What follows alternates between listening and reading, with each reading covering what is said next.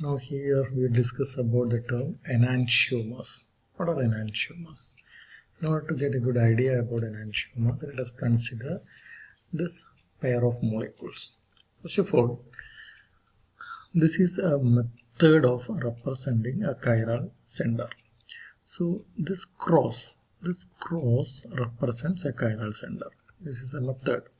So this cross also is a chiral center. You can see here to this carbon. Here you have a carbon actually, and this carbon is attached with the 4 different groups. One is hydrogen, other is CH3, other is Cl, and the fourth one is Zender group. So this is a chiral center. A chiral center can be represented as a cross, and this is called a Fischer projection and all. And this also is a chiral center. So this compound is optically active. So if this compound is optically active, then what you can say is, you look onto this molecule also is optically active because you have chiral centers. So remember, if a molecule contains a chiral center, that molecule may become optically active. If there is a chiral center, you can say the compound may be optically active. So what is the relation between these two compounds? You can see this chlorine and this bromine, and here you have a mirror. So they are reflecting here. These two hydrogen also is reflecting. So this object B, molecule B, is the mirror image of the molecule A. And if you pick this B and place it over here, what happens? So these chlorine and bromine will be here, and hydrogen will be here. So what is the relation between these two? They are mirror images to each other, but they are non-superimposable, and they are optically active also. So 3 conditions: they are optically active, mirror images to each other, and they are non-superimposable. And such a pair is known as enantiomers. So enantiomers are chiral molecules that are mirror images of one another. The molecules are non-superimposable on one another. Enantiomers have identical chemical and physical properties except for their ability to rotate plane polarized light by equal amounts but in opposite direction. That means enantiomers are actually they are isomers. They are isomers. In the isomers, in the sense they have the only difference is one will rotate in the clockwise so that the other will rotate in the anti-clockwise. That is, one will be dextro among the pairs, one will be dextro so that the other will be levo. So that's the only difference. They have actually identical chemical and physical properties. Such a pair is known as enantiomeric pair. So if you taken this pair, any one of this, so we cannot say by looking onto the molecule this one is dextro and that one is levo like that.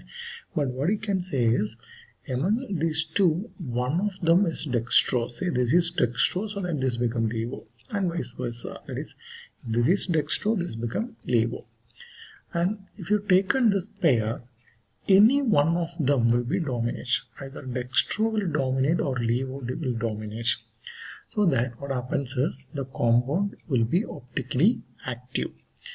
That means if this molecule have an optical activity of say plus 30 degree, that is the way of representing the optical activity. Plus means dextro, 30 means it is the degree of optical rotation. Plus 30 is the optical rotation of this molecule. An example. So if we taken this molecule, say this is having an optical rotation of minus 20. Minus indicates only levo. There is no mathematical meaning. This is minus 20 degree. So what happened? This is dominating. This is plus 30 and this is minus 20. So dextro is dominating. So this compound as a whole, you can say, is optically active because one of them is dominating. Now we'll continue the discussion of what is called a racemic mixture. What is a racemic mixture? An equimolar mixture of the two enantiomers of same substance is known as the racemic mixture. See what happened? So I told you, in an enantiomeric pair, any one of them will dominate. Either dextro or levo will dominate.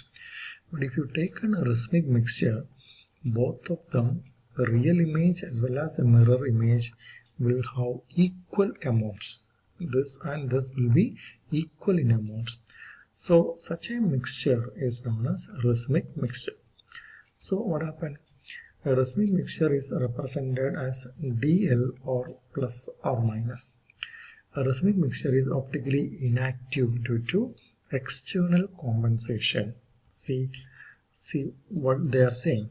If you take in this compound, let us say if this is having an optical rotation of plus 30, this will have an optical rotation of minus 30, because they are in equal amount in a racemic mixture. So what happened?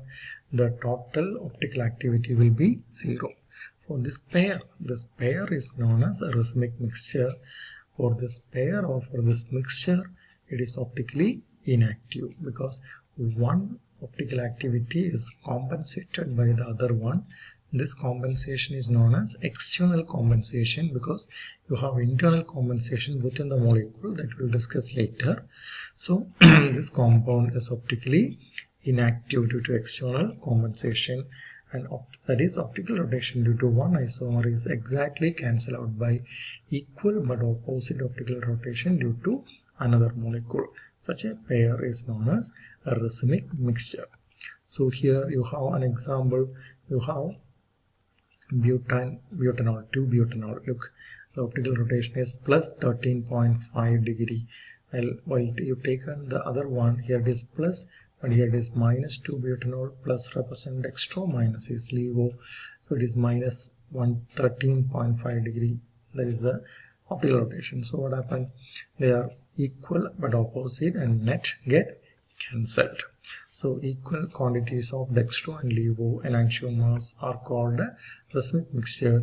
They are represented as DL pair or plus or minus. There is no optical activity. Thank you.